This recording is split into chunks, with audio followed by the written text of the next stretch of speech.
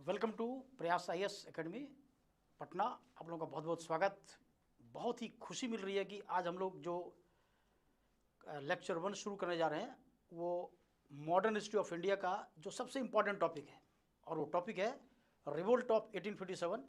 लेकिन इस टॉपिक को पढ़ने से पहले हम लोग सबसे पहले एक ओवरव्यू लेते हैं कि इसमें हम लोगों को ये जो 1857 का जो रिवोल्ट शुरू होता है इसके पीछे रीज़न क्या था, क्यों इस प्रकार इतना बड़ा रिवोल्ट होने की नौबत आई। आखिर ब्रिटिश के अगेंस्ट में इतना बड़ा जो विद्रोह होता है पहली बार इंडिया में, इसके पीछे क्या कारण है। तो इसको हम लोग सिविल सर्विस के अप्रोच से देखेंगे पूरी तरह से, जो आपके एग्जाम में पूछे जाते हैं उस तरह आप लोगों को बताया जाएगा। सबसे पहले तो आप लोगों को मैं ये बताने जा रहा हूँ कि आखिर ये जो विदेशियों के खिलाफ आंदोलन होते हैं इसके पीछे आखिर वजह क्या था, और सबसे पहले कौन आया था और किस प्रकार ये गए। और फिर इसके बाद हम लोग देखेंगे कि आखिर अंग्रेज़ों के खिलाफ ही रिवोल्ट इतना बड़ा क्यों हुआ, बाकी और जो यूरोपियंस आए थे उसके अगेंस्ट में ये रिवोल्ट क्यों नहीं हुआ। तो इन सभी बातों की जानकारी के लिए सबसे पहले हम लोग डिस्कस करते हैं कि ये जो यूरोपियंस यहाँ पर आए किस प्रकार ये आते हैं, और अंग्रेज़ यहाँ पर जो स्टेबल हो जाता है इसके पीछे कारण क्या था, और फिर इसके अगेंस्ट में जो इतना बड़ा रिवोल्ट होता है इसके वजह क्या थे। ये सारी बातें आप लोगों को आज बताया जाएगा, और एक सीरीज आप लोगों का चलेगा जो कि 1947 तक हम लोग लगातार इसको पढ़ते रहेंगे, जिससे कि आपका कंसेप्ट पूरी तरह से क्लियर हो जाए। फैक्ट्स प्लस कंसेप्ट दोनों तरह की बातें आप लोगों को बताई जाएगी, जिससे कि आने वाले एग्जाम में आप बिल्कुल आसानी से उसे क्रैक कर सकें। तो चलिए हम लोग एक बार देखते हैं।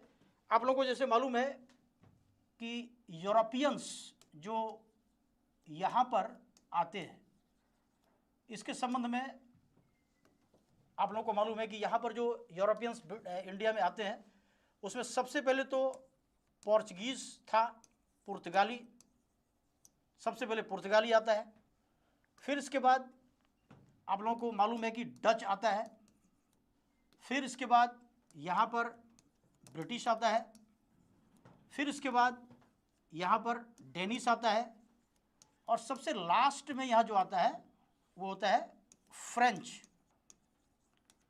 लेकिन आखिर क्या वजह था कि इतने सारे यूरोपियंस यहाँ पर आए अलग अलग टाइम में, और टिका सिर्फ अंग्रेज।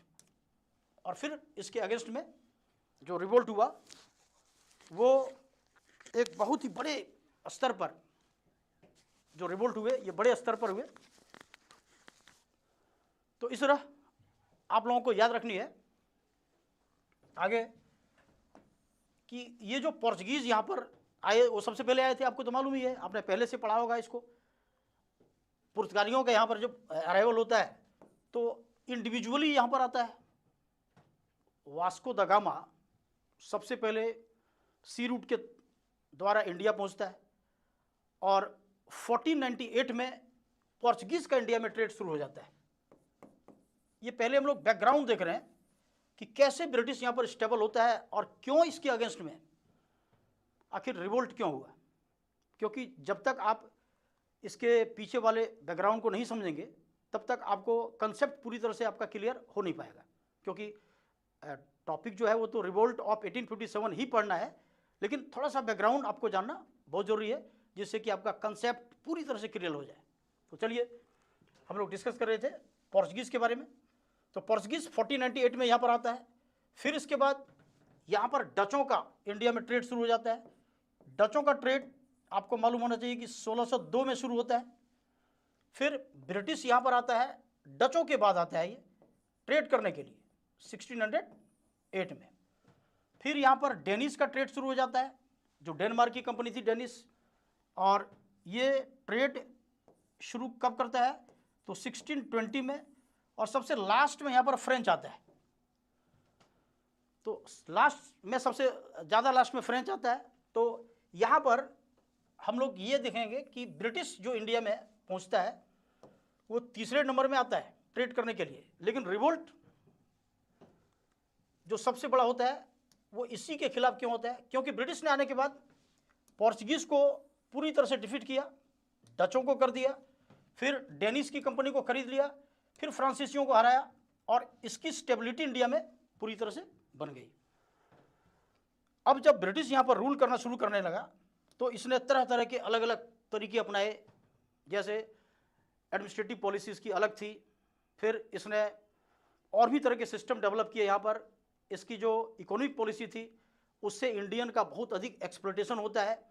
फिर इसके बाद इसने अपने आप को सुपीरियर माना, इंडियन को इसने एक्सप्लॉइट किया काफ़ी ज़्यादा। तो इससे धीरे धीरे इंडिया में एक, आप कह सकते हैं कि इसके अगेंस्ट में डिसकंटेनमेंट फीलिंग, असंतोष की भावना शुरू हो गई, और यही असंतोष धीरे धीरे धीरे एक रिवोल्ट का रूप ले लिया, जो कि हम लोग एक एक करके इसको जानेंगे। तो चलिए हम लोग आगे, जो आज का टॉपिक है वो टॉपिक है रिवोल्ट ऑफ 1857। रिवोल्ट ऑफ 1857, 1857 का विद्रोह। इसमें हम लोग जो इसको पढ़ेंगे इसके अलग अलग फॉर्मेट के तहत डिस्कस होगा। सबसे पहले तो हम लोग रिवोल्ट के संबंध में कुछ मेन फैक्ट्स को जानेंगे कि क्या क्या हमें रिवोल्ट के संबंध में जानना है, इम्पोर्टेंट फैक्ट्स। फिर इसके बाद इसके नेचर को जानेंगे, यानी स्वरूप इसका क्या था, क्योंकि अलग अलग तरह की बातें अलग अलग हिस्टोरियन ने कहा है। फिर इसके बाद हम लोग इसके कॉजेस के बारे में देखेंगे कि आखिर ये रिवोल्ट क्यों होता है, कारण क्या है इसका, उन कारणों को भी हम लोग विस्तार से पढ़ेंगे।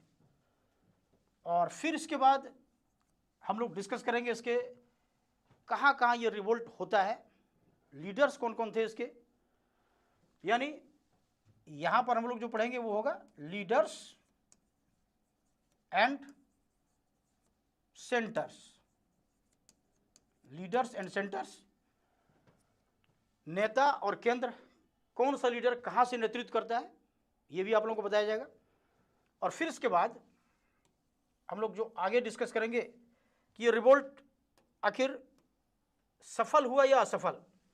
तो आपको मालूम है कि ये अनसक्सेस रिवोल्ट था, तो इसके अनसक्सेस होने के पीछे कारण क्या थे, यानी अब जो अगला कॉजेस हम लोग को डिस्कस करना है वो होगा कॉजेस ऑफ द फेलर। इसके फेल होने के पीछे कारण क्या थे, causes of the failure of the revolt of 1857, 1857 के विद्रोह के असफल होने के पीछे कारण क्या रहे। फिर हम लोग जानेंगे कि इसके बाद इसका रिजल्ट क्या हुआ, परिणाम क्या हुए, किस किस तरह के परिवर्तन अंग्रेजों ने किया, ये सारी बातें आप लोगों को बताई जाएगी। तो एक बार ध्यान देंगे कि हम लोग सबसे पहले इसमें पहले कुछ मुख्य बातों को देखेंगे कि ये रिवोल्ट जो होते हैं इसके पीछे आखिर कौन कौन से अधिकारी थे, वहाँ पर ब्रिटेन में शासन किसका था, इंडिया में शासन किसका था, और ये जो शासक लोग थे वो कौन कौन से पद पर उसमें थे। तो कुछ मेन आउटलाइंस आप लोगों को इसमें बताया जाएगा, जिससे कि ओवरव्यू आपको मिल जाए रिवोल्ट के बारे में। फिर हम लोग आएंगे इसके नेचर के बारे में कि आखिर ये रिवोल्ट, किसी ने सिपाही विद्रोह कहा, किसी ने कहा कि नहीं ये तो रिवोल्ट था ही नहीं, पहला रिवोल्ट था ही नहीं, ये क्या था, तो एक मामूली सी झड़प थी। किसी ने कहा कि ये एक नेशनल रिवोल्ट था, राष्ट्रीय विद्रोह था। तो सब ने अलग अलग ढंग से इस रिवोल्ट के बारे में चर्चा की है, किसने क्या कहा, क्यों कहा, ये भी जानकारी आप लोगों को रखनी है, क्योंकि इससे संबंधित क्वेश्चंस कई बार मेंस में पूछा गया है। अब जब यूपीएससी मेंस का एग्जाम दिए होंगे तो आपको मालूम होगा कि इसमें कहा गया था कि explain the nature of the revolt of 1857, या फिर आप बीपीएससी का जब मेंस देते हैं या कोई भी पीसीएस का आप जब मेंस देते हैं तो इससे क्वेश्चंस तो श्योर होता ही होता है, चाहे नेचर पूछ दिया या कॉजेस पूछ दिया या फिर फेल होने के रीज़न पूछ दिए, कोई ना कोई रीज़न या कोई ना कोई इसमें एक मैटर होता ही है जो आपके एग्जाम में पूछे जाते हैं। तो हर पहलुओं से हम लोग देखेंगे। नेचर के बाद फिर कॉजेस पर आएंगे, फिर लीडर्स के बारे में आपको बताया जाएगा और असफल होने के पीछे इसके कारण क्या थे, ये सारी बातें आप लोगों को बताई जाएगी। तो चलिए हम लोग शुरुआत करते हैं। सबसे पहले कि ये रिवोल्ट जो हुआ था 1857 में, इसमें कुछ इंपॉर्टेंट बातें हम लोग को याद रखनी है, बहुत ही महत्वपूर्ण है ये, जो आप ध्यान में रखेंगे। जैसे आप लोगों को जो बताया जाएगा,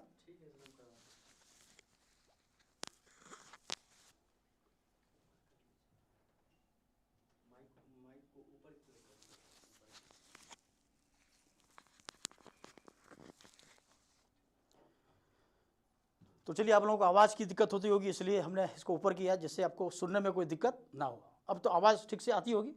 इसमें कमेंट वाला सेक्शन अगर ऑन कर देते तो मैं देख लेता ना, कुछ हम अगर मान लीजिए कोई पूछ रहा है तो उसको बताना भी है।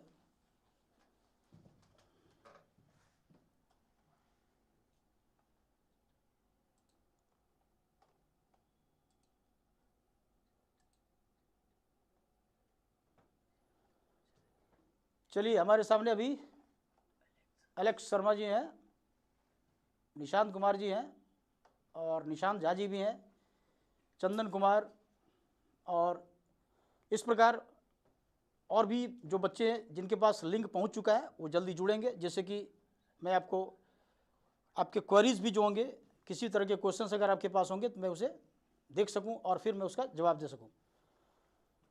संजीव कुमार जी भी हमारे सामने प्रेजेंट हैं। चलिए आइए आप लोग, और कोई भी क्वेश्चन हो, चूँकि ये क्लास है, ये आप ये नहीं समझेंगे कि एक प्रमोशन वीडियो डाला जा रहा है, ये क्लास है। तो अगर कोई क्वेश्चन बनता है, आप कुछ पूछना चाहते हैं तो आप बेहिचक पूछेंगे, टॉपिक से संबंधित या कोई भी क्वेश्चन होगा पूछ सकते हैं आप। तो चूँकि आपको समझना है बेहतर ढंग से, यहाँ पर कोई फॉर्मेलिटी आपके लिए नहीं की जाएगी कि एक फॉर्मल क्लास बन हो गई बस ख़त्म, लेकिन आप समझेंगे और कुछ क्वेश्चंस अगर आप अपने मन में रखे हुए हैं तो आप यहाँ से पूछेंगे, क्योंकि आप जब पूछेंगे तभी मुझे जानकारी भी होगी। हाँ, अभी तो पटना में क्लास हो रही है, प्रयास IAS एकेडमी पटना में। तो हाँ, क्या आप पूछ रहे हैं सर? चलिए, वॉइस सब क्लियर है बिल्कुल, पहले वॉइस क्लियर नहीं थी लगता है। हाँ, इसीलिए मैंने कमेंट सेक्शन ऑन करवाया, चूँकि कमेंट सेक्शन पहले ऑन नहीं था तो मुझे पता नहीं चल रहा था कि आप कुछ पूछने जा रहे हैं, तो अब मुझे पता चल रहा है। अब तो आवाज़ सही है, कोई दिक्कत नहीं है किसी को। चलिए हम लोग आगे बढ़ते हैं। तो चलिए, हम लोग जो डिस्कस कर रहे थे, एक बार फिर से मैं आपको बता दूं कि क्या हम लोग पढ़ने जा रहे हैं। आज का टॉपिक है रिवोल्ट ऑफ 1857, जो बहुत महत्वपूर्ण है। ये प्रायः हर एग्जाम में क्वेश्चंस आते ही आते हैं, चाहे वो प्रीलिम्स का एग्जाम हो या मेंस का एग्जाम हो। आप लोग इसको पूरी तरह से बढ़िया से तैयार करो, क्योंकि मेंस में भी क्वेश्चंस इससे काफ़ी बार पूछे जाते हैं और UPSC में भी आता है, और जितने PCS के एग्जाम होते हैं सब में आना ही आना है इस टॉपिक से। तो इसको फॉर्मेट के हिसाब से अगर आप याद रखेंगे तो आपको याद भी रहेगा और आप आराम से इसे मेंस लेवल के नोट्स भी तैयार कर पाएंगे। गुड आफ्टरनून सुपर वुमेन, और बाकी कौन है इसके बाद? SK सर को भी नमस्कार, बहुत बहुत नमस्कार। अब साउंड क्लियर है। चलिए हम लोग आगे बढ़ते हैं। तो चलिए हम लोग आगे बढ़ते हैं, और वो है टॉपिक, सबसे पहले रिवोल्ट ऑफ 1857 के मेन फैक्ट्स पहले जानेंगे हम लोग। इसके मेन फैक्ट्स कौन से हैं जो कि हम लोग को जानना है। देखिए, सबसे पहले तो आपको ये याद रखनी है कि जब ये 1857 का विद्रोह हुआ तो उस समय ब्रिटेन में महारानी कौन थी, ये तो आप लोग सब कोई पहले से ही जानते होंगे कि ब्रिटेन की जो क्वीन थी वो थी क्वीन विक्टोरिया। क्वीन विक्टोरिया बहुत फेमस महारानी रही ब्रिटेन की। क्वीन विक्टोरिया के संबंध में आपको मालूम होगा कि ये इंडिया भी आई हुई थी। फर्स्ट दिल्ली दरबार जब हुआ था तो 1877 में इसे इंडिया का वाइसराय लॉर्ड लिट्टन ने बुलाया था। लिट्टन ने बुलाया और बड़ा हंगामा मचा था। आप लोगों को मालूम होगा, मैं कई बार आप लोगों को पढ़ाया भी था क्लास में। आप लोगों को याद होगा कि जब ये आई थी तो 1877 में फर्स्ट दिल्ली दरबार हुआ था और इसको एम्प्रेस ऑफ इंडिया का खिताब दिया गया था, ये भी आपको मालूम होगा। और साथ साथ इन्हें और क्या कहा गया था, एक उपाधि मिली थी कैसरे हिंद।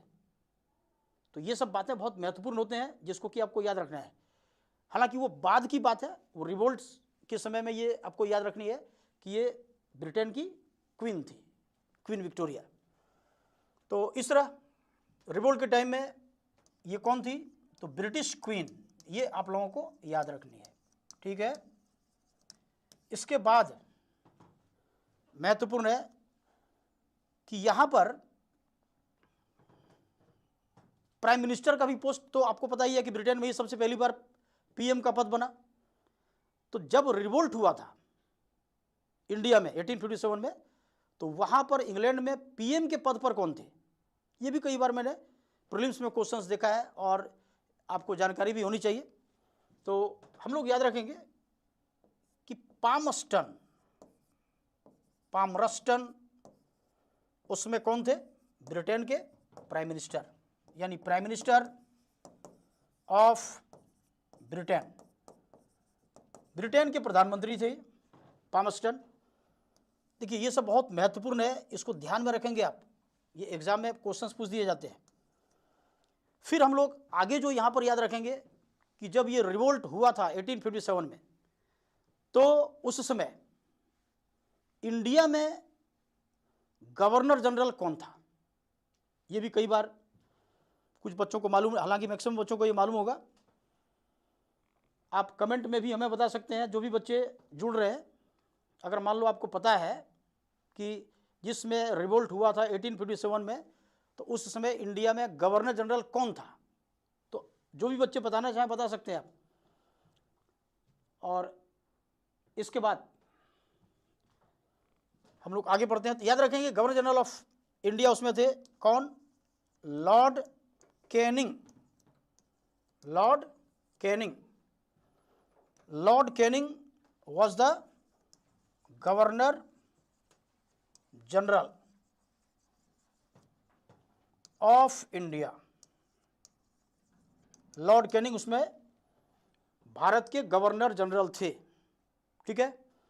आप लोगों को याद रखनी है कि कैनिंग यहां पर 1856 में आता है और 1862 तक यहां पर रहता है, 1856 से लेकर 1862 तक।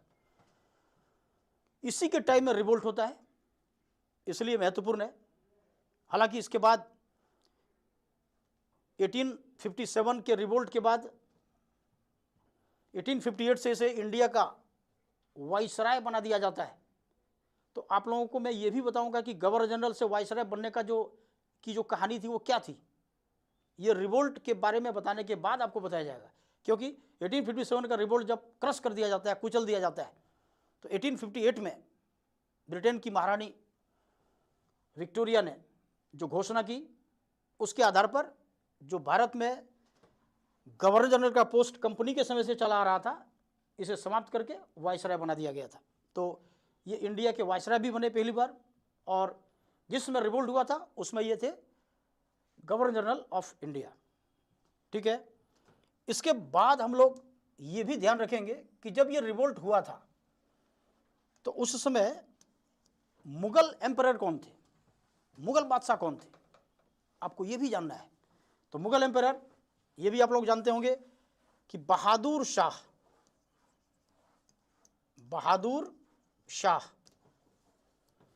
रियल में इनका नाम बहादुर शाह सेकंड था, लेकिन इन्हें जफर के नाम से भी जाना जाता था, क्योंकि जफर के नाम से ये शेर व शायरी लिखते थे, बहुत बड़े शायर थे ये बहादुर शाह जफर।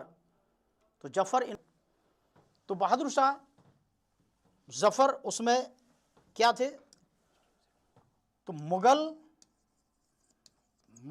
एम्परर, मुगल बादशाह,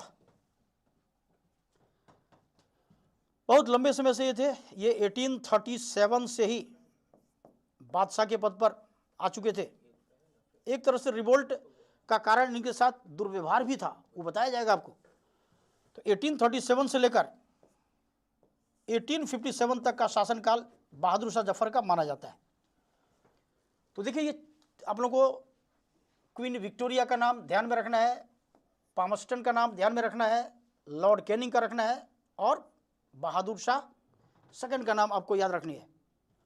ठीक है, कोई भी क्वेश्चन अगर आप पूछना चाहते हैं तो आप पूछ सकते हैं, बेहिचक पूछेंगे आप वहां से।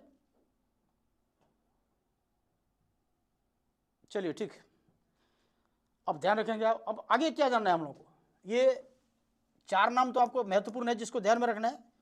कुछ और भी आउटलाइंस आप लोगों को जानना है। जैसे इसके बाद, इसको तो आपने नोट कर लिया होगा लगता है, जो भी बच्चे पढ़ रहे हैं वो सिर्फ देखेंगे नहीं, क्योंकि देखने से फिर आपका क्लास का कोई फायदा नहीं होगा। आप नोट भी करते रहेंगे, एक नोटबुक भी सामने रखो आप, जिससे कि आपको क्लास का कुछ फायदा मिल जाए और बाद में आप रिवीजन कर सकें, एक नोट तैयार आपका हो जाए। तो आप नोट भी करते रहेंगे, क्योंकि मेरी क्लास जो होती है वो सिर्फ बातचीत करने के लिए नहीं होती है, वो आपके हर तरह से सोच करके पढ़ाया जाता है। जो आप एग्ज़ाम में आप देने वाले हैं, जहाँ पर आप अपीयर होने वाले हैं, वो भी आपका क्लियर हो सके, तो इसलिए आप नोट भी करते रहेंगे आप।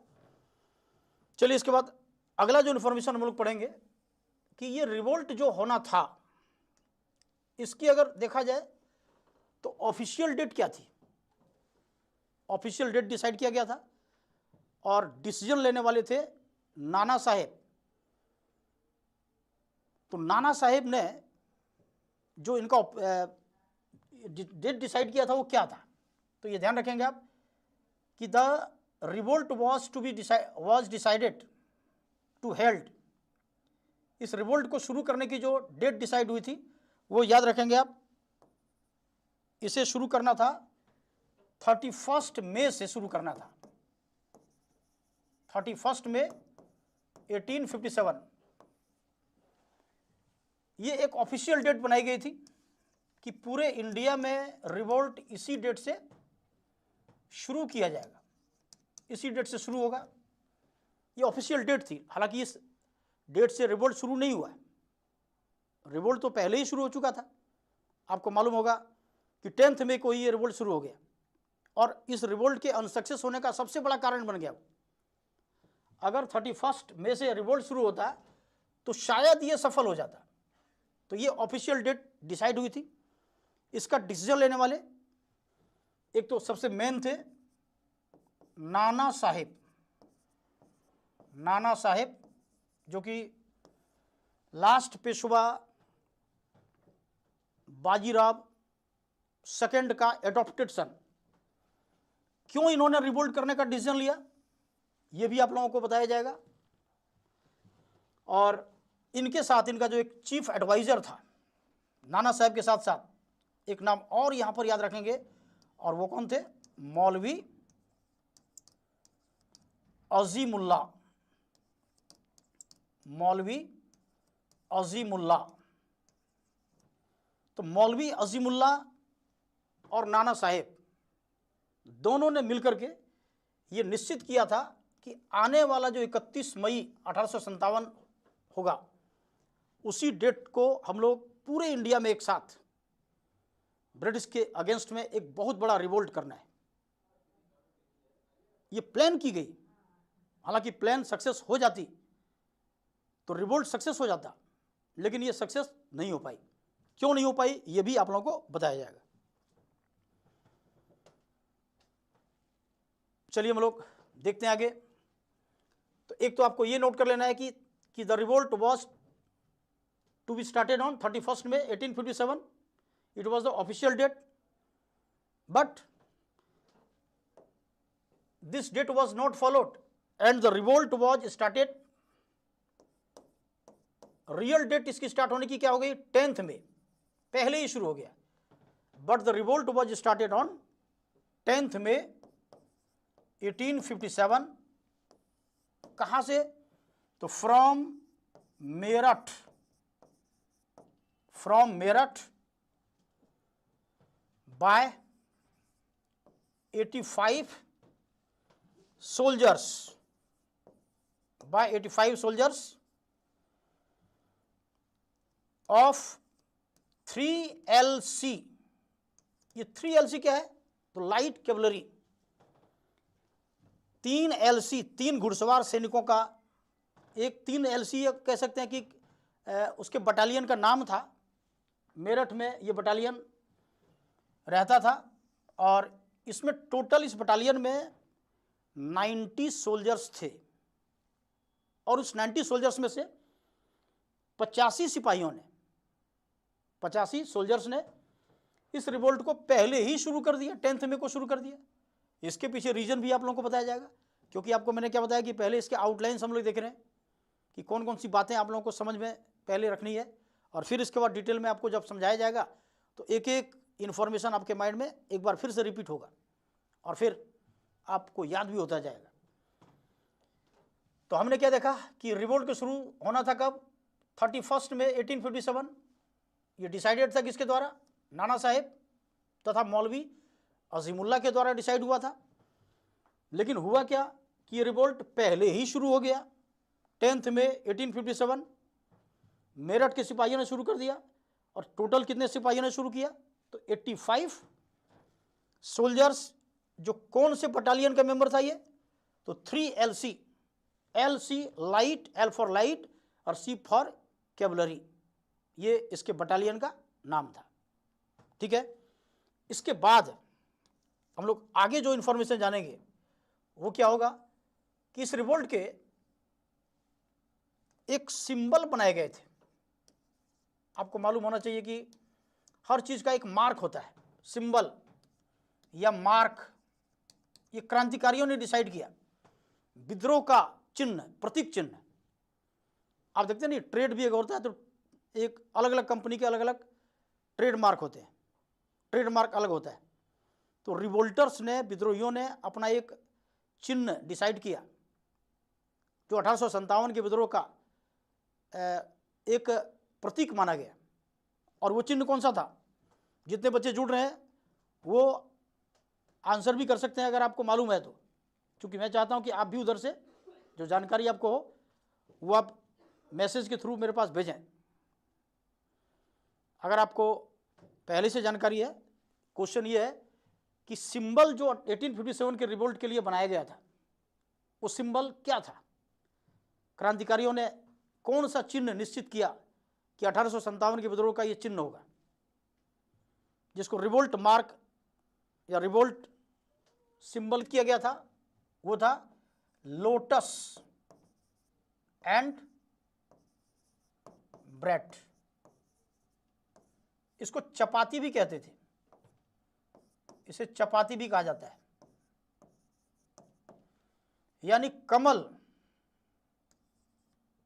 कमल का चिन्ह एक रखा गया और इसी के साथ साथ चपाती, रोटी। और यही वजह था कि रिवोल्ट ऑफ 1857 को चपाती रिवोल्ट भी कहा गया। इसको चपाती रिवोल्ट भी कहा गया क्योंकि कमल और चपाती इसका चिन्ह बनाया गया। अब इसका देखो प्रयोग कहां पर हुआ। जो क्रांति में भाग लेने वाले लोग थे वे लोग चुपके से गांव गांव घूमते थे और कमल और चपाती बांटने का काम करते थे।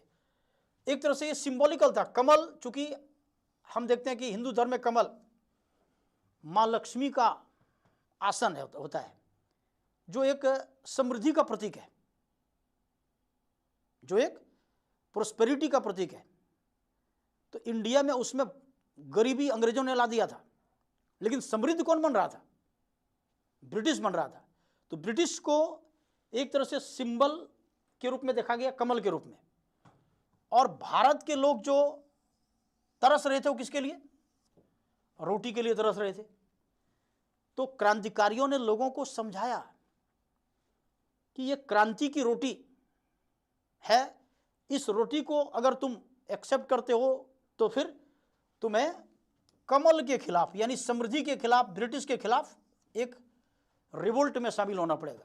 तो ये भारत के लोगों को यूनाइट करने के लिए एक तरीका अपनाया गया, कमल और रोटी। तो ये चिन्ह बनाया गया।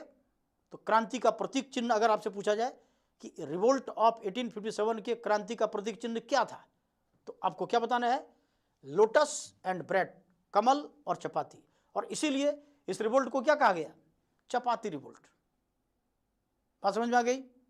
चलिए इसके बाद आगे अगला जो इन्फॉर्मेशन हम लोग को याद रखना है, एक नाम जो आप लोग बराबर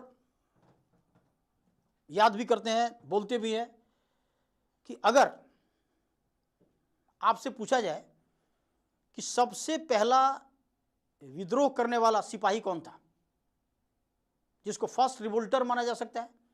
हालांकि उन्होंने जब रिवोल्ट किया तो उस डेट से रिवोल्ट की शुरुआत नहीं हुई, सिर्फ उन्होंने रिवोल्ट किया और उन्हें अरेस्ट करके फांसी दे दी गई और रिवोल्ट कुछ समय के लिए शांत हो गया था। तो आप उस सिपाही का नाम आप कमेंट में बता सकते हैं। हाँ, लाल कमल रोटी आपने भेजा था रणवीर कुमार जी, बहुत बहुत धन्यवाद आपको। और भी कोई बच्चे अगर मान लो कुछ भेजना चाहते हैं क्वेश्चन, मैं फिर पूछ रहा हूँ, वो क्वेश्चन क्या है देखो ध्यान से सुनो, जो बच्चे सुन रहे हैं। क्वेश्चन ये है, किस विद्रोह में विद्रोह करने वाला सबसे पहला सोल्जर कौन था? Who was the first soldier to start this revolt? तो सबसे पहला सोल्जर Mangal Pandey, you are right. Ranveer ji ने बिल्कुल सही जवाब दिया है, मंगल पांडे। आपको याद रखनी है कि मंगल पांडे, यहां पर नोट भी करते जाएंगे आप साथ साथ, जो बच्चे पार्टिसिपेट कर रहे हैं इसमें इस क्लास में, वो नोट भी करते रहेंगे, क्योंकि बहुत सारी बातें आपके लिए नई भी हो सकती है और आप जानते हैं तो मुझे उधर से बताएंगे भी। तो मंगल पांडे, आपको नोट करना है कि Mangal Pandey was called the first revolter of this revolt, first revolter of this revolt। Mangal Pandey को इस विद्रोह का पहला विद्रोही कहा गया, अंग्रेजों के खिलाफ विद्रोह करने वाला पहला सिपाही मंगल पांडे को माना गया। क्योंकि मंगल पांडे ने क्या किया, हम लोग एक चीज और याद रखेंगे कि मंगल पांडे कि बटालियन का नाम क्या था, क्योंकि कई बार एग्जाम में मैंने देखा है कि ये क्वेश्चन आपसे पूछा जाता है कि Mangal Pandey, train your brain ने भी मंगल पांडे का नाम दिया है। बहुत वेरी गुड, वेरी गुड, बहुत अच्छा। ऐसे ही आप लोग भेजते रहेंगे, क्योंकि आप भी उधर से अपना कुछ जवाब देते रहेंगे तो मुझे भी अच्छा लगेगा, और नोट भी करते रहें, अगर आप नहीं जानते हैं तो नोट भी करते रहेंगे आप, ठीक है। चलिए आगे इसके बाद देखते हैं। तो मैं आपसे क्या पूछ रहा था कि मंगल पांडे जिस बटालियन से बिलोंग करता था, जिस ग्रुप का सिपाही था, वो ग्रुप का नाम क्या था, और उस ग्रुप के सिपाही इंडिया में कहां पोस्टेड थे, उनका बटालियन कहां था? 34th। Good good, very good. तो ये भी ध्यान में रखेंगे आप कि Mangal Pandey was the soldier of 34th native infantry, 34th native infantry at, कहां पर है ये? तो Barrackpore, 34th native infantry at Barrackpore, Bengal, Barrackpore, Bengal. Mangal Pandey 34वें नेटिव इन्फेंट्री बैरकपुर, बंगाल में सिपाही के पद पर तैनात था। एकदम नया रंग रूट, मुंह से एकदम खड़ी खड़ी, और फिर इसके बाद बजरंगबली का पक्का भक्त। मंगल पांडे ने आखिर ये रिवोल्ट जो किया पहली बार, इसके वजह भी क्या थे, इसके कारण क्या थे? तो आपको मालूम ही है कि चर्बी वाला कारतूस, ग्रिज कार्टिजेस, सिपाहियों को उस चर्बी वाले कारतूस को यूज करने के लिए कहा गया। तो सबसे पहली बार मना किया मंगल पांडे ने, क्योंकि हालांकि वो चर्बी वाला कारतूस था या नहीं, इस बात को लेकर काफी विवाद है, लेकिन वही इमीडिएट कॉज बन गया था। इसलिए हिंदू और मुसलमान दोनों सिपाही जो ब्रिटिश सेना में थे, उन्होंने तो साफ मना कर दिया कि हमें इस नए प्रकार के कारतूस का इस्तेमाल करना ही नहीं है। तो सबसे पहली बार जो इस कारतूस को यूज करने से मना किया वो थे मंगल पांडे। तो मंगल पांडे ने जब उसे मना किया कि हम यूज नहीं करेंगे तो इनके साथ बड़ा बदसलूकी हुई। एक्चुअली मंगल पांडे बहुत स्वाभिमानी सिपाही और अपने कर्तव्यों के लिए मर मिटने वाले थे, लेकिन अपने धर्म से वो कभी हट नहीं सकते थे, चाहे जान ही क्यों न चली जाए। तो मंगल पांडे को वही ग्रीस कार्टिजेस का यूज करने के लिए कहा। मंगल पांडे ने गुस्से में कहा कि इसे हटाओ, मैं इसे देखना पसंद नहीं करता, छूना पसंद नहीं करता। लेकिन जिन जिन सिपाहियों ने उस चर्बी वाले कारतूस को यूज करने से मना किया, उसके साथ बहुत बदसलूकी हुई। अंग्रेजों ने तोप के मुंह पर बांधकर उड़ा दिया, गोलियों से छलनी कर दिया, कोड़े से पीटे गए, जेल में बंद कर दिया। तो मंगल पांडे के साथ भी उसी प्रकार का व्यवहार होने लगा। मंगल पांडे गुस्से में आया और लिया।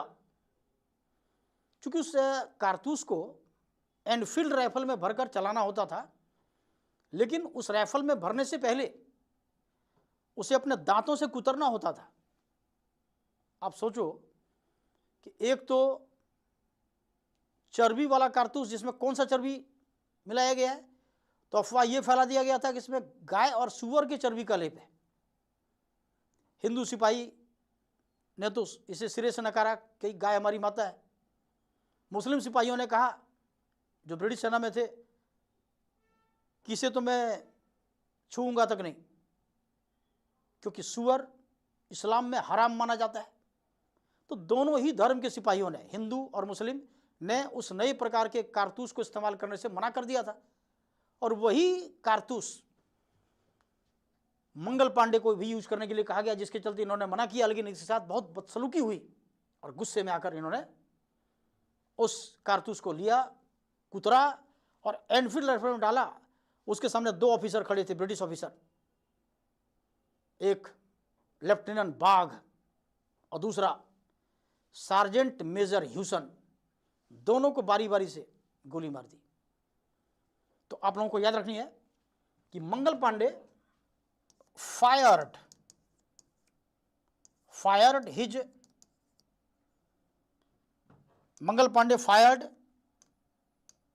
द ब्रिटिश ऑफिसर्स, दो नाम इसमें एक साथ, एक लेफ्टिनेंट बाघ और दूसरा सार्जेंट मेजर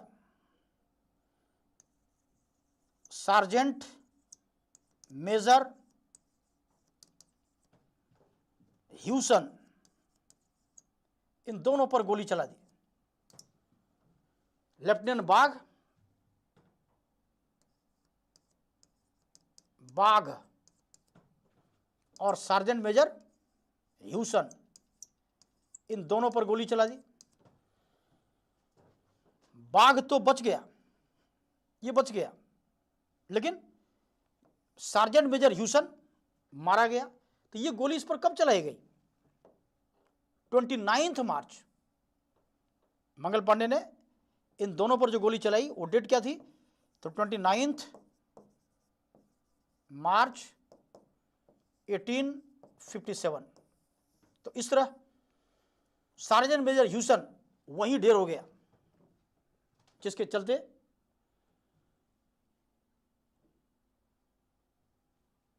हाँ, क्रैक्स नहीं, उसको याद रखेंगे, कार्ट्रिज था, वो गोली था। हम लोग याद रखेंगे कि सार्जेंट मेजर ह्यूसन पर और लेफ्टिनेंट कर्नल बाघ पर जो गोली चलाई गई, वो 29 मार्च 1857। किसने गोली चलाई? तो मंगल पांडे ने। अब इसी आरोप में मंगल पांडे को गिरफ्तार कर लिया गया और फिर इसके बाद इन्हें फांसी दे दी गई। 8 अप्रैल 1857 को मंगल पांडे को फांसी दे दी गई। यानी इस रिवोल्ट में सबसे पहली बार फांसी के तख्ते पर लटकाया गया मंगल पांडे को। और इस तरह यह रिवोल्ट कुछ समय के लिए शांत पड़ जाता है। इन्हें फांसी मिलते ही यह रिवोल्ट शांत हो गया। क्योंकि उसमें बहुत सारी समस्याएं थी, कम्युनिकेशन उतना ज़्यादा नहीं था, लोगों को पता नहीं था उतना ज़्यादा, आज के जैसा वाया मीडिया था नहीं कि कहाँ पर क्या घटना घटित हो रही है उसकी जानकारी आज जैसे 1 सेकंड में सबको मिल जाती है, वैसी बात थी नहीं, तो समय लगता। दूसरी बात ये थी कि फांसी देने के बाद इस रिवोल्ट का विस्तार उस समय बहुत ज़्यादा हो नहीं पाया, इसीलिए इसके बाद रिवोल्ट कुछ समय के लिए शांत पड़ गया। लेकिन रिवोल्ट फिर विकराल रूप कब लिया? जब मेरठ के सिपाही 10 मई 1857 को, इन सिपाहियों को भी कहा गया था वही चर्बी वाला कारतूस ग्रिज कार्ट्रिजेस का इस्तेमाल करने के लिए, तो इन सिपाहियों ने, जो कि 90 सिपाहियों का एक ग्रुप था 3LC में, इन्होंने मना किया तो इन 90 के 90 सिपाहियों को जेल में बंद कर दिया गया था। लेकिन उन 90 में से 85 सिपाहियों ने मिलकर जेल का फाटक तोड़ दिया था और बाहर निकलकर 10 मई 1857 को इन्होंने, इन सिपाहियों ने मिलकर मेरठ पर जिस अंग्रेज अधिकारी का कब्जा था उसे शूट कर दिया और ये सिपाही सीधे दिल्ली की ओर रवाना हो गए थे। और ये रिवोल्ट में पूरे इंडिया का नेता बहादुर शाह जफर को बना करके एक तरह से पूरे भारत का रिवोल्ट बना दिया। तो मैं आपको क्या बता रहा था कि रिवोल्ट वैसे शुरू कब होना था? 31 मई को ऑफिशियल डेट ये थी, बट रियल में ये शुरू कब होता है? 10 मई 1857 को। लेकिन इस रिवोल्ट को इससे पहले भी शुरू कर दिया गया, किसके द्वारा? तो मंगल पांडे के द्वारा 29 मार्च 1857 को शुरू कर दिया गया। तो अगर आपसे क्वेश्चन पूछा जाता है कि what was the actual date to start the revolt of 1857, 1857 की विद्रोह के शुरू होने का जो एक्चुअल डेट है, वास्तविक तिथि है, वो कौन सा है? 31 मई को माना जाएगा या 10 मई को माना जाएगा या मंगल पांडे ने जब शुरू कर दिया 29 मार्च को माना जाएगा? मैं चाहता हूं कि जो बच्चे जुड़े हुए हैं वो जवाब दें। मेरा क्वेश्चन यहाँ पर है कि आप लोगों को मैंने 3 डेट अभी बताया। एक डेट हम लोगों ने क्या पढ़ा? ऑफिशियल डेट जो 31 मई को शुरू करना था, एक तो ऑफिशियल डेट है 31 मई का, और दूसरा डेट 10 मई का, और तीसरा डेट मंगल पांडे वाला 29 मार्च। तो आप ये बताएंगे कि एक्चुअल इसका आंसर क्या होना चाहिए रिवोल्ट के शुरू होने का? 31 मई होगा या 10 मई होगा या 29 मार्च होगा? मैं जानना चाहता हूं। 10 मई, you are right, Ranveer Kumar ji ने बिल्कुल सही जवाब दिया है, 10 मई। चूंकि 10 मई को जब शुरू हुआ तो 1 साल तक चला। हिस्टोरियन ने 10 मई 1857 को इस रिवोल्ट को शुरू करने का एक्चुअल डेट मान लिया। ना ही ये 31 मई को माना जाएगा और ना 29 मार्च को माना जाएगा। तो इस प्रकार ये कुछ आउटलाइंस आप लोगों को रिवोल्ट के बारे में समझाया गया, जिसको कि आपने समझा भी और आपने नोट भी कर लिया होगा, मुझे ऐसा लगता है, क्योंकि आपके नोट करना बहुत ज़रूरी है, तभी आप उसको। निशांत कुमार जी ने भी 10 में बताया है, इसके बाद सुपर वुमेन ने भी 10 में बताया। वेरी गुड, बहुत अच्छी बात। ये सब तो आप लोग पहले से पढ़े भी होंगे, बस एक याद दिलाने के लिए आपको बताया गया। तो हम लोगों ने देखा कि सबसे पहले फॉर्मेट में के अनुसार क्या देखा कि इसके इंपॉर्टेंट आउटलाइंस कौन कौन से होने चाहिए, जिसको कि आपको याद रखना है। तो यहाँ पर जो हम लोगों ने देखा, जो आप लोगों को नोट करवाया गया है अभी, अब इसके बाद हम लोग जो रिवोल्ट ऑफ 1857 के बारे में जो डिस्कस करने जा रहे हैं, मेन फैक्ट्स जो था, इंपॉर्टेंट फैक्ट्स, ये हम लोग पढ़ चुके हैं। अब चलते हैं इसके नेचर के बारे में। Nature of the revolt. Nature of the revolt का मतलब, नेचर ऑफ द रिवोल्ट का मतलब ये हुआ कि रिवोल्ट को हिस्टोरियन ने अलग अलग दृष्टिकोण से देखा, अलग अलग एंगल से देखा। तो हमें यह देखना है कि किसने इस रिवोल्ट के बारे में क्या कहा। कई बार एग्जाम में आपके क्वेश्चंस इससे आ जाते हैं। जैसे सबसे पहले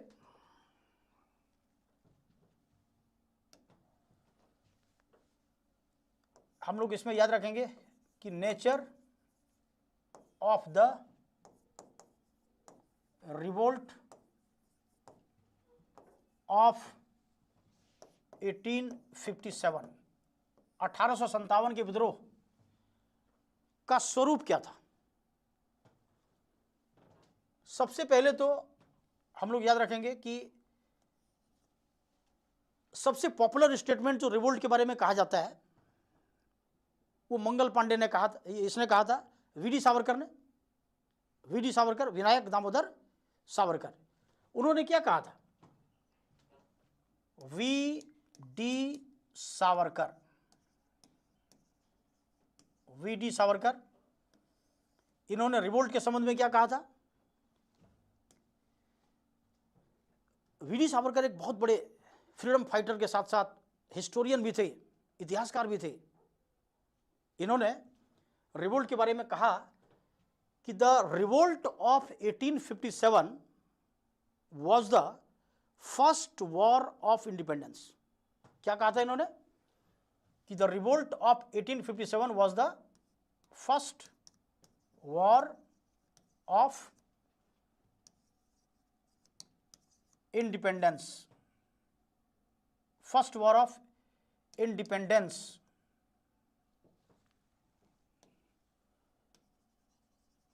The revolt of 1857 was the first war of independence.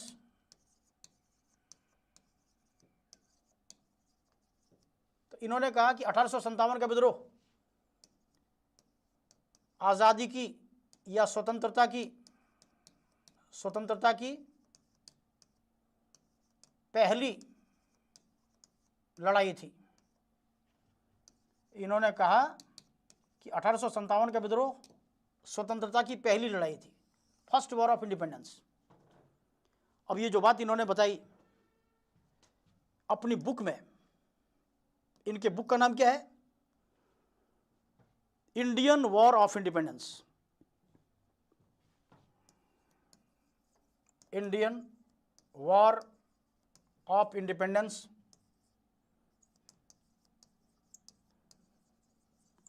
इसी बुक में उन्होंने ये बात कही कि 1857 का विद्रोह स्वतंत्रता की पहली लड़ाई थी और इसको प्रायः जितने भी आधुनिक इतिहासकार हुए सब ने एक्सेप्ट किया कि really it was the first war of independence. वास्तव में ये आज़ादी की पहली लड़ाई थी। ये वी डी सावरकर ने जो कहा उसको प्रायः सभी आधुनिक इतिहासकारों ने मान लिया, क्योंकि ये रिवोल्ट, वैसे तो ब्रिटिश के अगेंस्ट में बहुत सारे रिवोल्ट इंडिया में हो चुके थे।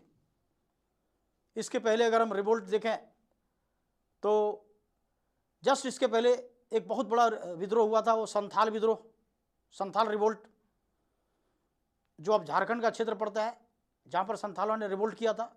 और उसे बिहार का, आप कह सकते हैं कि बिहार के क्षेत्र का, चूँकि पहले झारखंड बिहार का ही पार्ट था, तो बिहार के क्षेत्र का पहला रिवोल्ट अंग्रेज़ों के खिलाफ माना जाता है। तो संथाल रिवोल्ट जो बहुत बड़े स्तर पर हुआ था, अंग्रेज़ों की सत्ता को हिला कर रख दिया था, लेकिन वो क्षेत्रीय विद्रोह था, वो पूरे देश स्तर पर उसमें लोग पार्टिसिपेट नहीं कर पाए थे। तो इसलिए उस स्थिति में देखा जाए तो आज़ादी की पहली लड़ाई उसको नहीं माना गया, क्योंकि वो पूरे देश स्तर पर तो पार्टिसिपेट लोगों ने किया नहीं था।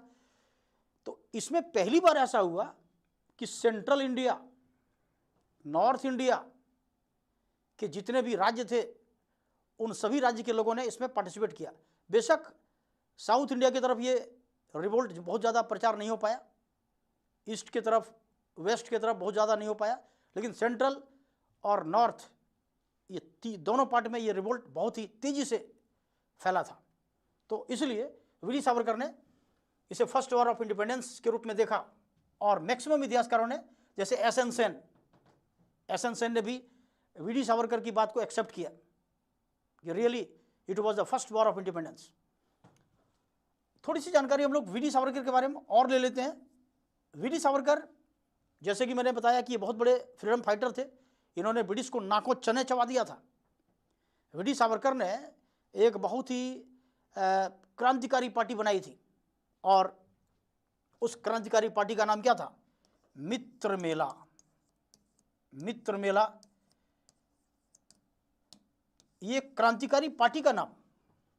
इस पार्टी को वीडी सावरकर ने बनाया कब? 1899 में बनाया, 1899 में।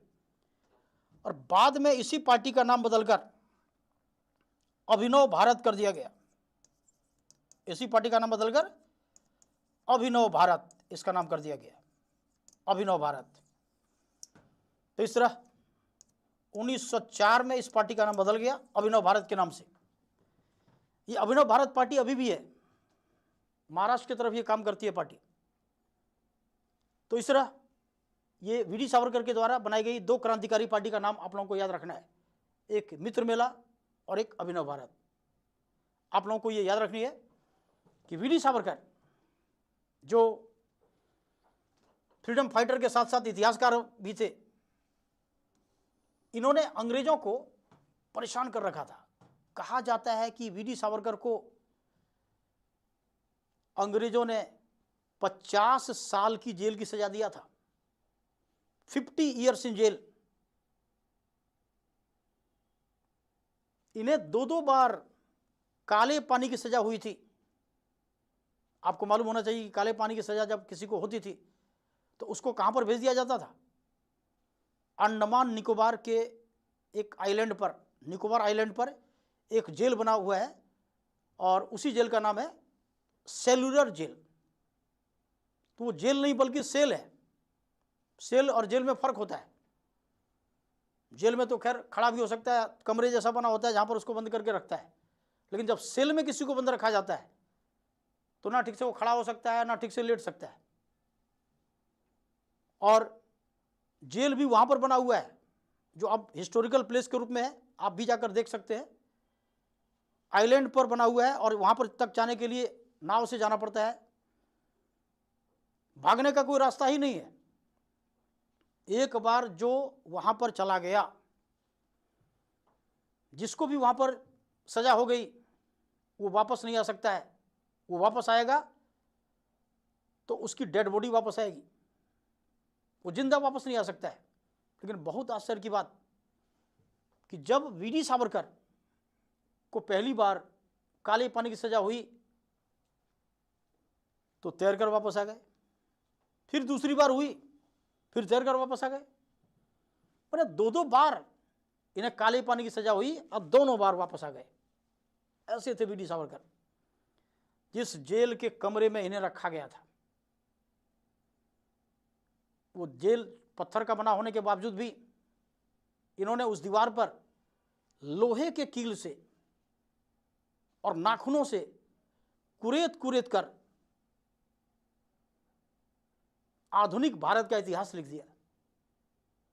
ये क्वेश्चन भी कई बार एग्जाम में आ जाता है कि who wrote the modern history of India on the wall of the cellular jail of Andaman Nicobar. Andaman Nicobar के सेलुलर जेल की दीवारों पर आधुनिक भारत के इतिहास को किसने लिखा? तो यहां पर आपको यह ध्यान रखना है, वीडी सावरकर। ऐसे थे वीडी सावरकर। वीडी सावरकर का नाम नाथूराम गॉडसे से भी जोड़ा गया और नाथूराम गॉडसे जो गांधी जी के हत्यारे, कहा जाता था कि इन्हीं का चेला था, लेकिन बहुत जांच पड़ताल हुई, इनका हाथ नहीं पाया गया। वीडी सावरकर की डेथ बाद में होती है, 1966 में इनकी डेथ होती है, इनकी मृत्यु 1966 में। तो इस प्रकार वीडी सावरकर ने जो 1857 के रिवोल्ट के बारे में कहा कि फर्स्ट वॉर ऑफ इंडिपेंडेंस, ठीक है, ये बात समझ में आ गई आपको। इसके बाद अगला जो स्टेटमेंट दिया गया वो एक अंग्रेज इतिहासकार, और उसका नाम क्या था? तो सर लॉरेंस, सर लॉरेंस और सीले, दो हिस्टोरियन ने मिलकर एक स्टेटमेंट दिया। क्या कहा कि the revolt of 1857 was a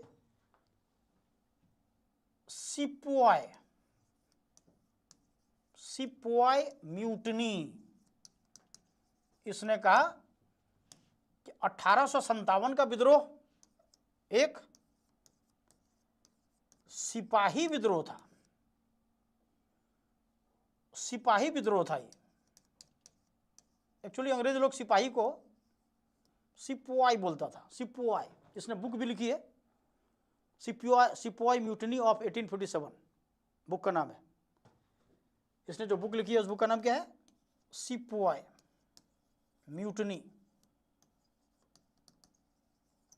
of 1857, 1857 का सिपाही विद्रोह। तो सिपोय म्यूटनी इसने क्यों कहा? इसने जिस एंगल से देखा रिवोल्ट को, उसमें इसको शुरू से सिपाही ही नजर आया, कि शुरू करने वाला सिपाही और अधिक से अधिक संख्या में पार्टिसिपेट करने वाला सिपाही। हालांकि ये बहुत ही कंजर्वेटिव विजन था इसका, क्योंकि सिपाहियों के अलावा भी इसमें पार्टिसिपेट करने वाले बहुत सारे और राजा, जमींदार, सेठ, साहूकार, आम लोग, किसान, मजदूर, इन सब ने भी भाग लिया। तो इसमें सिर्फ सिपाहियों ने ही नहीं भाग लिया, बल्कि इसमें एक तरह से समाज के हर तबके के लोगों ने भाग लिया। लेकिन चूंकि इसने एक ऐसे नजरिए से देखा जिसमें इसको सिर्फ सिपाही ही नजर आया, क्योंकि रिवोल्ट शुरू करने वाला पहली बार मंगल पांडे, मेरठ में भी सिपाही ने विद्रोह किया, फिर इसके बाद और भी सिपाहियों ने बगावत करके ब्रिटिश के अगेंस्ट में रिवोल्ट कर दिया। तो इसीलिए इन्होंने सिपोय म्यूटनी कहा, सिपाही विद्रोह। तो सेकंड जो स्वरूप में आप लोगों को याद रखनी है कि सिपाही विद्रोह 1857 के विद्रोह को किसने कहा, तो आप लोगों को ये याद रखनी है कि सर लॉरेंस। इसके बाद अगला जो स्टेटमेंट एक और नेचर के बारे में कहा जाता है, वो एक ब्रिटिश राजनेता जो बाद में ब्रिटेन का प्राइम मिनिस्टर बना, और ब्रिटेन में जो हाउस ऑफ कॉमन्स है उसका वो मेंबर भी था। उसका नाम क्या था? तो बेंजामिन डिज़रेली। बेंजामिन डिज़रेली के बारे में हम लोगों को ये याद रखनी है। बेंजामिन डिज़रेली ये ब्रिटिश पार्लियामेंट में हाउस ऑफ कॉमन्स के मेंबर भी था, बाद में पीएम भी बना ये ब्रिटेन का। इसने रिवोल्ट के बारे में चर्चा किया था हाउस में ही, यानी ब्रिटेन के ही पार्लियामेंट में, हाउस ऑफ कॉमन्स में। उसमें चर्चा करते हुए इसने कहा कि the revolt of 1857 was the national revolt. इसने 1857 के विद्रोह को क्या कहा? National revolt. नेशनल रिवोल्ट 1857 के विद्रोह को कहा नेशनल रिवोल्ट, यानी राष्ट्रीय विद्रोह कहा इसने, राष्ट्रीय विद्रोह।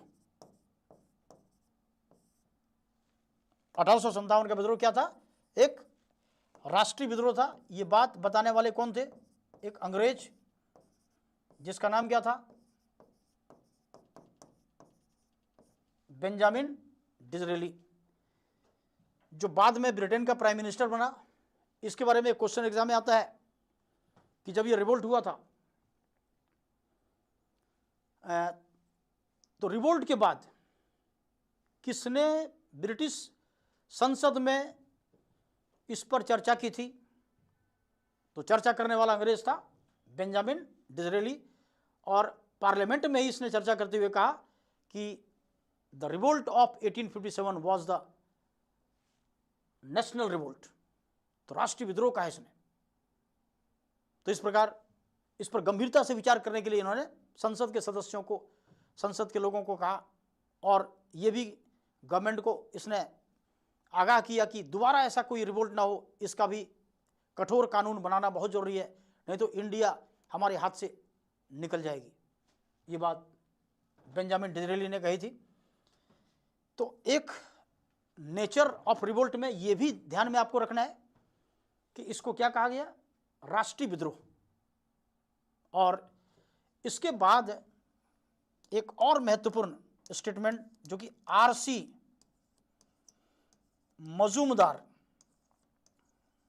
आरसी मजूमदार के द्वारा कहा गया।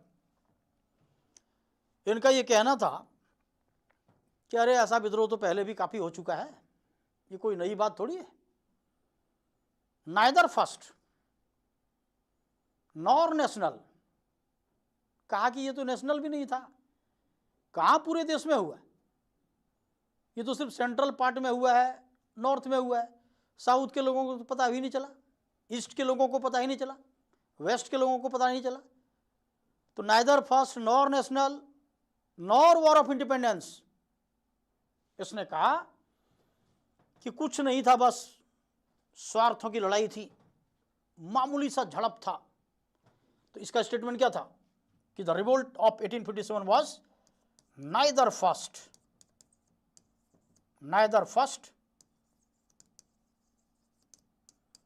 नॉर नेशनल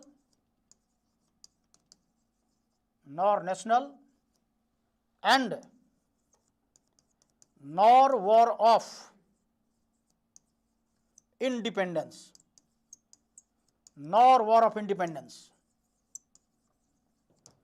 तो इसने क्या कहा कि ये विद्रोह ना ही प्रथम ना ही राष्ट्रीय और ना ही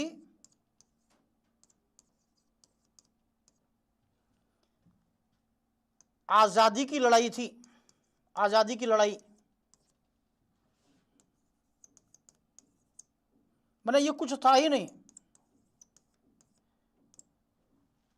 ना ही प्रथम ना ही राष्ट्रीय और ना ही आजादी की लड़ाई, ये मामूली सी झड़प थी, स्वार्थों की लड़ाई थी। ऐसा उन्होंने क्यों कहा? क्योंकि इन्होंने कहा कि पहला इसलिए हम नहीं कह सकते क्योंकि इसके पहले भी काफी रिवोल्ट हो गया है। सन्यासी विद्रोह बंगाल में हुआ था अंग्रेजों के खिलाफ, बहुत लंबे समय तक चला था, 1760 के लगभग शुरू हुआ और 1800 तक चलता रहा सन्यासी विद्रोह, अंग्रेजों के खिलाफ ही तो था। फिर उन्होंने कहा कि बिहार में संथाल रिवोल्ट भी तो हुआ था, फिर उसके बाद बहुत सारे और सिपाहियों ने विद्रोह किया था, तो हम इसे पहला विद्रोह क्यों माने? फिर आरसी मजूमदार ने कहा कि नॉर नेशनल, ये राष्ट्रीय विद्रोह भी नहीं था क्योंकि पूरे देश में ये विद्रोह हुआ नहीं था, ये सिर्फ मध्य भारत में, उत्तर भारत में हुआ, दक्षिण भारत में ये विद्रोह नहीं हुआ, पश्चिम भारत में नहीं हुआ, पूर्वी भारत में, मैंने सुदूर पूर्व में भी ये विद्रोह के बारे में कुछ पता नहीं है लोगों को, तो इसलिए इसको राष्ट्रीय विद्रोह नहीं कहा जा सकता है और ना ही इसको आज़ादी की लड़ाई कह सकते हैं, क्योंकि किसी के अंदर उसमें देशभक्ति की भावना नहीं थी, पैट्रियोटिक फीलिंग नहीं थी, राष्ट्रवाद तो उसमें था ही नहीं। राष्ट्रवाद क्या होता है, नेशनलिज्म क्या होता है, कि अपना देश कहां तक है ये तो लोगों को पता ही नहीं था पहले, क्योंककि हमारा देश जो था वो टुकड़ों में विभाजित था। आपको मालूम होना चाहिए कि जब हमारा देश आजाद होने वाला था तो भारत 565 राज्यों में बटा हुआ था, 565 स्टेट। वो तो आप मेहरबानी हुई उनकी, किनकी? सरदार वल्लभ भाई पटेल, जिन्होंने भारत को यूनाइट कर दिया, नहीं तो इंडिया तो छोटे छोटे टुकड़े में बटे हुए थे। तो इस वजह से आरसी मजूमदार ने क्या कहा कि neither first nor national nor war of independence, ये ना ही पहला है, पहला विद्रोह था, ना ही राष्ट्रीय था और ना ही आज़ादी की लड़ाई, कुछ भी नहीं था, ये स्वार्थों की लड़ाई थी, मामूली सी झड़प थी। ठीक है, बात समझ में आ रही है?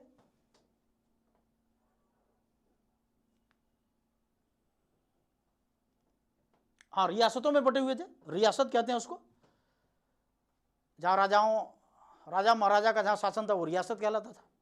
तो भारत रियासतों में बटे हुए थे, प्रांतों में बटे हुए थे, उसमें छोटे छोटे पार्ट भारत में बने हुए थे, मैंने एक जिला ही एक राज्य होता था।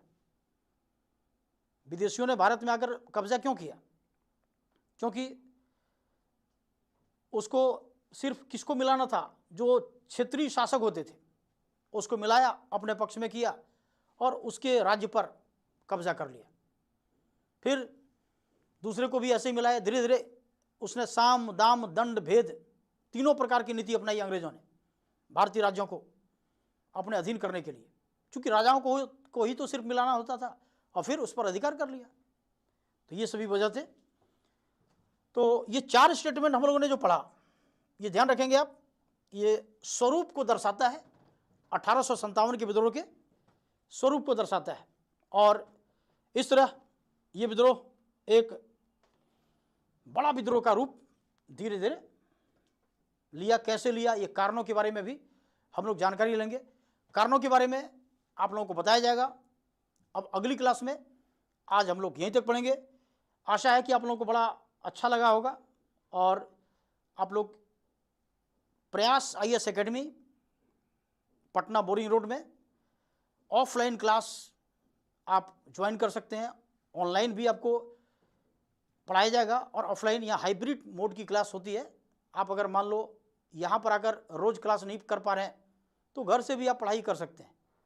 और इस तरह हम आपसे मिलते रहेंगे। ये टॉपिक सीरीज तो शुरू हो चुका है, इस सीरीज में भी आपको बने रहना है। आधुनिक भारत के इतिहास का सीरीज जो कि हमने बहुत महत्वपूर्ण टॉपिक शुरू करवाया है।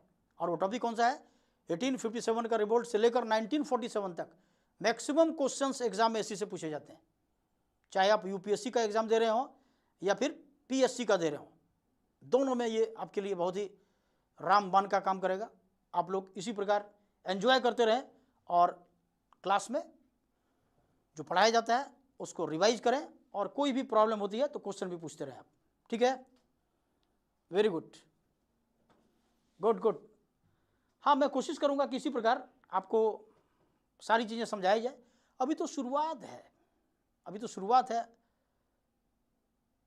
वो आपको मालूम है। अभी तो क्या हुआ है, शुरुआत है, अभी तो पिक्चर बाकी है।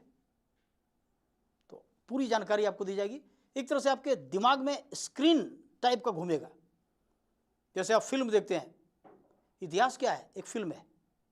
अगर फिल्म जैसा इसको समझेंगे तो आपके दिमाग में वो एक पर्दे जैसा चलेगा और फिर आपको याद हो जाएगा। मैं चाहता हूं कि आपके दिमाग में उसी प्रकार घूमे, रटने की आवश्यकता नहीं है। हाँ, कुछ चीज़ें आपको नाम ईयर्स तो बार बार पढ़ना पड़ेगा, वो तो जरूरी होता है, क्योंकि नाम ईयर्स तो ऐसे ही लोग भूल जाते हैं, तो उसको बार बार पढ़ना पड़ेगा। लेकिन कंसेप्ट आपके माइंड में सेट हो जाना चाहिए। कंसेप्ट सेट हो जाएगा तो फिर आपको कोई दिक्कत नहीं आएगी। ठीक है, थैंक यू वेरी मच, बहुत बहुत धन्यवाद।